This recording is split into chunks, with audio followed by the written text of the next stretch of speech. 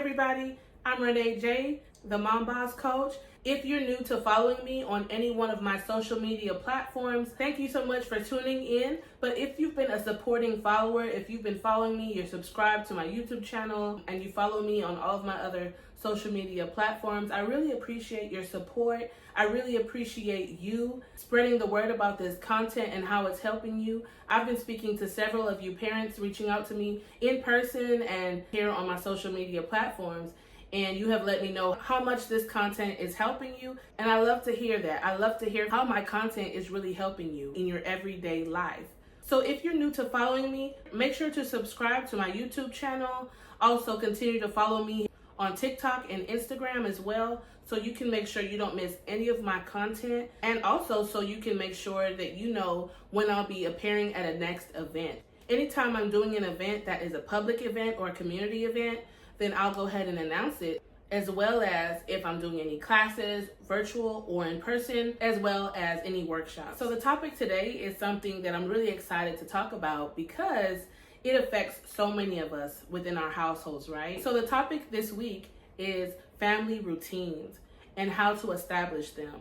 So many of us parents know, right, when you start out, it is chaotic. When you start out with raising your family, when you start out with just your everyday life in trying to learn how to juggle your own personal duties, the needs of the family, the needs of the household, and all of the things in between, it gets really overwhelming. I mean, you feel like there aren't enough hours in the day, right? Even though there are 24 hours in a day, you can feel like you just need more time. But really what you need is to learn how to prioritize. So that's definitely number one. You want to prioritize the tasks that you have to do, right? And the tasks that you want your family to help with, or that they may be able to help with.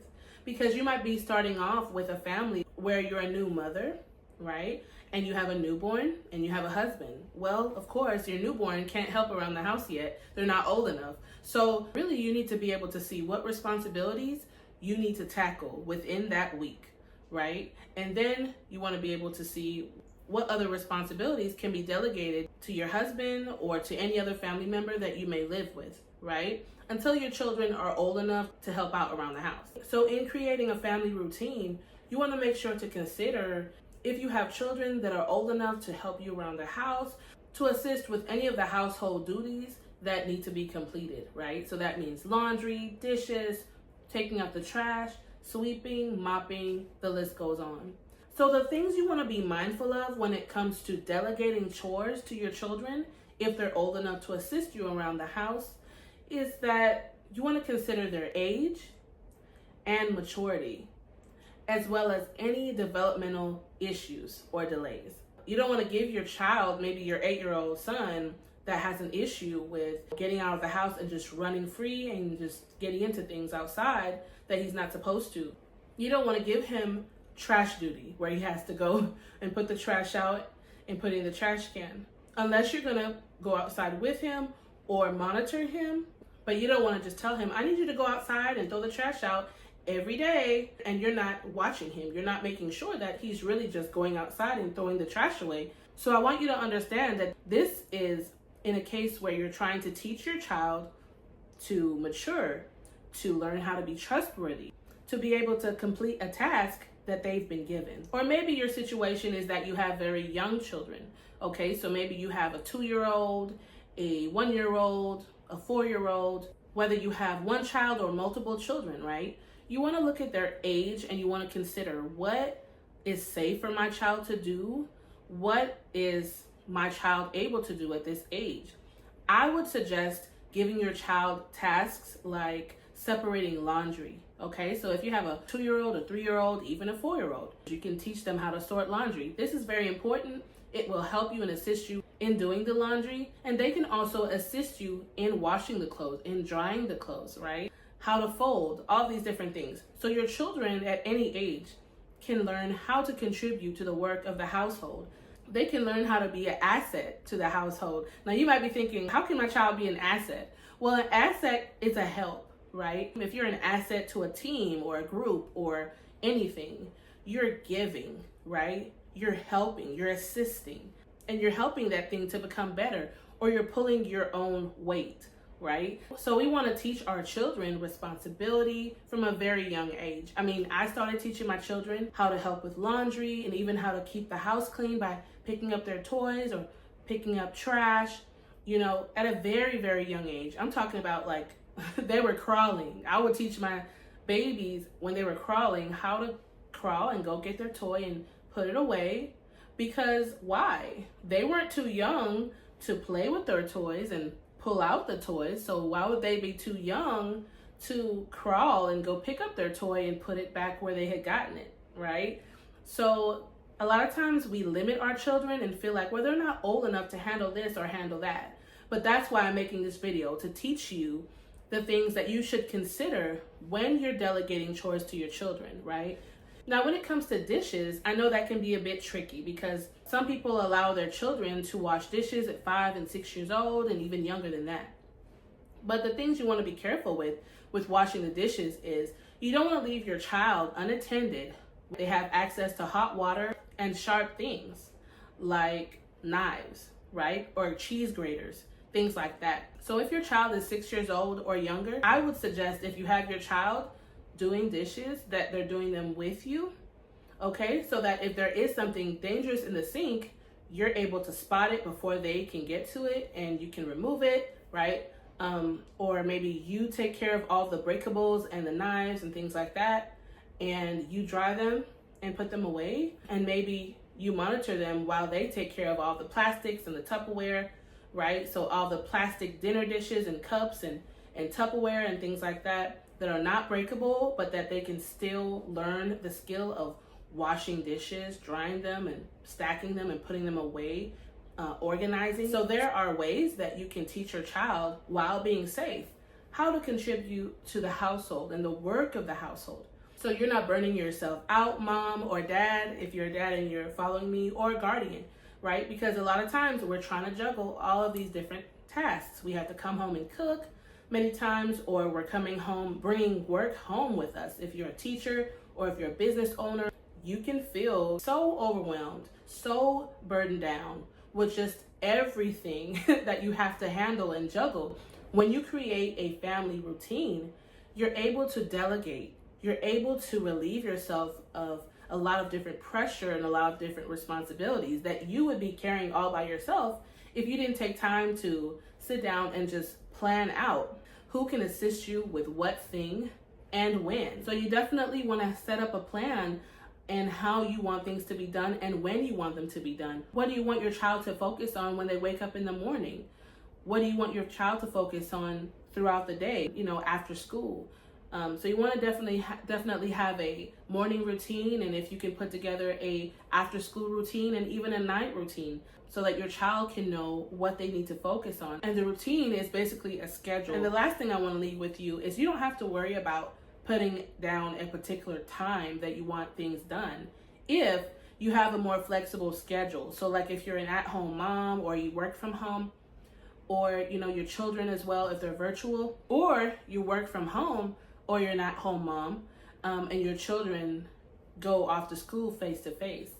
You don't have to put particular times down on your schedule or your family routine. What you can do is just put a block of time. You can block off time for when you want certain tasks done. So let's say in the morning, you want them to brush their teeth, brush their hair, get dressed, and maybe grab some breakfast. Then you want to put maybe a block of time between 6:30 and 7:30, whatever block of time that might be. If you want them to, after school, wash their hands, grab a snack, and start their chores, or wash their hands, grab a snack, and start their homework between this block of time, then you can go ahead and put that so that your child can just know when they refer to this board or sheet that you have your schedule written down on, or their family routine written down on, that they're able to know when they should have something finished. So you may have older children, right? You may have children 15 and up.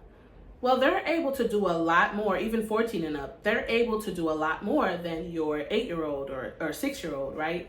So don't allow your child to just begin to take it easy. I would suggest to you, don't allow your child to just begin to take it easy and not really help out, the older they get. This is something that parents tend to do sometimes, right? They start to back off and give the child less responsibility when they get around 17, 18, 16, because they may just have an independence about them, or, you know, be more concerned about going out with their friends and hanging out instead of being around the house and helping. But this is the thing. If your child is still living with you under your roof, they still need to understand that there's an expectation. They still need to understand that, hey, there's something that you have to still give while you're under my roof. We don't want to overlook these opportunities to instill into our children life skills that they will need, right? Because let's say your child moves out. Let's say your child is 19 years old or 18 years old and they choose to move out with a roommate or whatever. If you haven't instilled in your child that, hey, when you're living within a household with other people, you need to consider them. You need to clean up behind yourself. You need to throw away any trash that you've made, or any messes, clean up any messes that you've made.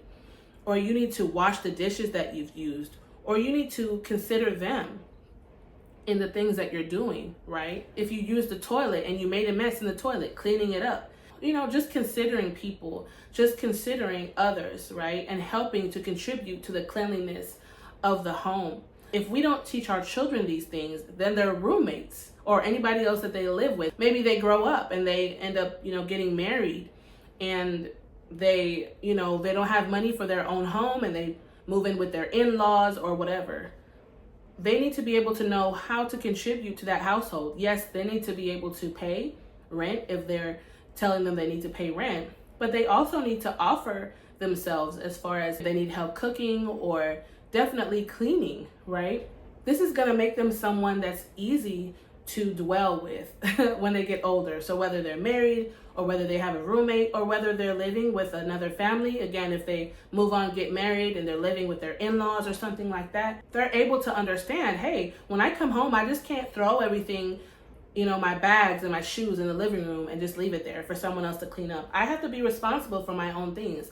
I also need to go further than that and just see if anyone else needs any help from me. Be helpful, be mindful of those around me, especially if they're living under someone else's roof, right? So I want you to consider all of these things, all of these lessons that you're going to be teaching your child, and all of these life skills that your child needs while you're creating your family routine.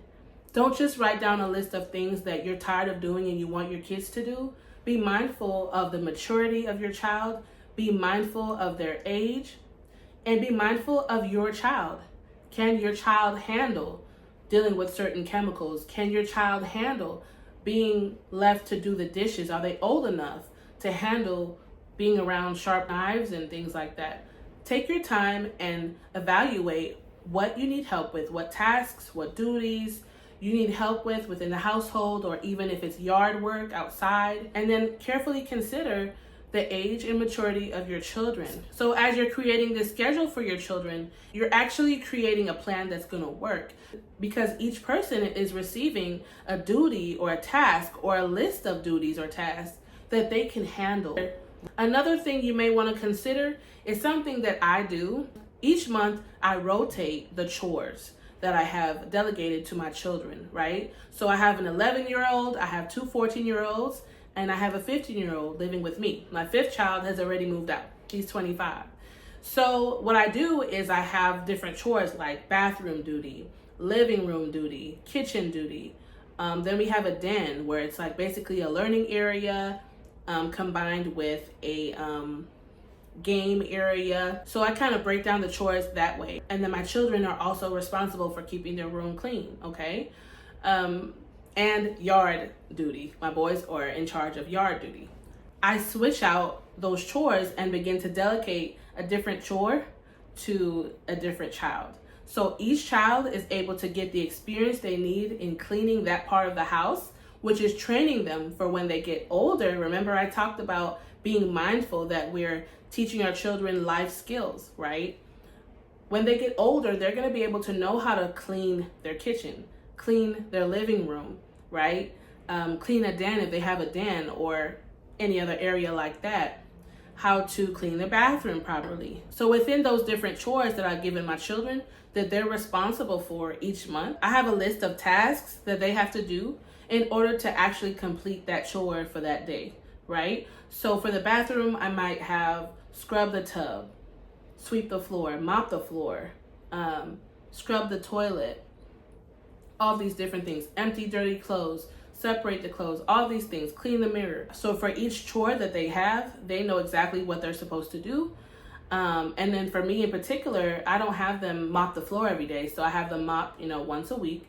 And I also have them do mirrors once a week, as well as vacuuming once a week, or sometimes twice a week, depending on what's going on in the house. So that's just something I wanted to share with you as far as things that I do in my household, and it's been working well. It's been helping, my children to grow and mature, because even my 11-year-old, he's able to do what his other siblings are able to do. Before, when he was not able to handle certain responsibilities, I would have to micromanage him a lot, and I would have to give him smaller duties and help him to work up to bigger duties. But now he can clean the bathroom just as well, if not better, than his 14-year-old brother, who cleans very well. And so I just wanted to share that with you all, that we don't want to limit our children as far as thinking to ourselves that, hey, they can't do this or that, or they won't do this or that. If we give our children too many choices as far as what they want to do and what they don't want to do, then we're going to allow them to basically raise themselves. But we're the parents. We're supposed to lead them. We're supposed to guide them. We're supposed to be the leaders of our home. In fact, I've taught you, if you are a mother or you are a father, you are automatically the leader of your home. So you can't take the back seat. You can't allow your child to choose whatever they want to do in any time of the day, right? So you definitely want to set up a plan and how you want things to be done and when you want them to be done. What do you want your child to focus on when they wake up in the morning? What do you want your child to focus on throughout the day when, after school? So you want to definitely have a morning routine, and if you can put together a after school routine and even a night routine, so that your child can know what they need to focus on. I know chores is a major thing for parents. We get weighed down a lot of times with the things that we have to do, the things that we're responsible for. But if we begin to delegate, it's going to help us so much as we're creating this family routine. And the routine is basically a schedule. And the last thing I want to leave with you is you don't have to worry about putting down a particular time that you want things done if you have a more flexible schedule. So like if you're an at-home mom, or you work from home, or your children as well if they're virtual, or you work from home, or you're an at-home mom, and your children go off to school face to face. You don't have to put particular times down on your schedule or your family routine. What you can do is just put a block of time. You can block off time for when you want certain tasks done. So let's say in the morning you want them to brush their teeth, brush their hair, get dressed, and maybe grab some breakfast. Then you want to put maybe a block of time between 6:30 and 7:30, whatever block of time that might be. If you want them to, after school, be able to grab a snack, wash their hands, grab a snack, and start their chores, or wash their hands, grab a snack, and start their homework between this block of time, then you can go ahead and put that so that your child can just know when they refer to this board or sheet that you have your schedule written down on, or their family routine written down on, that they're able to know when they should have something finished, right? So I wanted to let you know that you can also offer flexibility within your family's schedule. This is going to build a daily routine for your family. This is going to build a family routine for your children, so that they know when they come in through the door, like my children used to know when they came in through the door after school, what they needed to do. Sometimes I still had to, remind them, hey, go ahead and wash your hands. If they started to get distracted with something else, go ahead, wash your hands, get a snack. That might have been an apple and a bag of chips, or that might have been, just a sandwich and maybe a banana, whatever it was. They basically had a snack. They had a chance to sit down and just kind of breathe for a minute, right? But you're able to either put no time on your schedule that you create, or you can put blocks of time, which I would suggest. So your children can know, by this time I need to have this done, or between this time and this time I need to be focusing on these things. And this is going to help to build your children's routine. This is going to help to build your family routine, which is going to help you to be less stressed and less scatterbrained, right?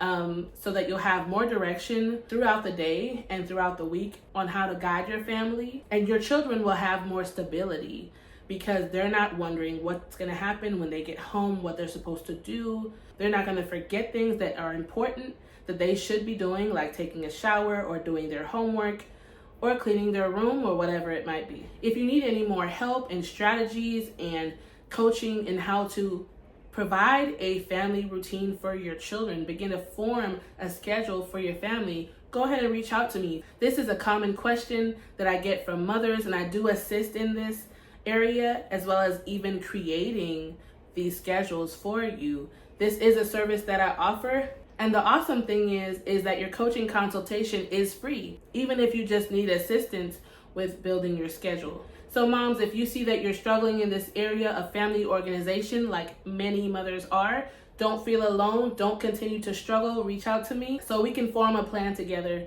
for your family to start thriving. Bye.